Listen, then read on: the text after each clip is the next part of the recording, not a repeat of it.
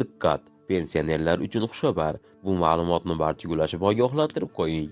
Pensiya bo'yicha summa cheklovi olib tashlanishi kutilmoqda.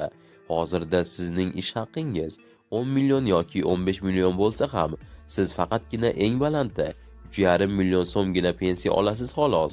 Chunki pensiya yozishda eng balandi 7 million so'mgacha bo'lgan oylik olinadi xolos. Undan tepasiga pensiyaga hisoblanmaydi. Shu cheklov to'liq olib tashlanishi kutilmoqda. Pensiya hisoblashdagi tanlangan 5 yillik davr ham bekor bo'lishi kutilmoqda.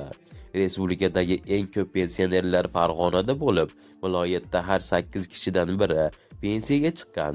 Bu haqda Iqtisodiyot va Moliya vazirligi matbuot xizmati ma'lumot berdi. 2026-yilning birinchi yarmida pensiya jamg'armasi tizimida pensiya oluvchilar soni 4,361,432 nafarga yetdi. Mazkur ko'rsatkich umumiy aholining 11% dan ortiq qismini tashkil qiladi.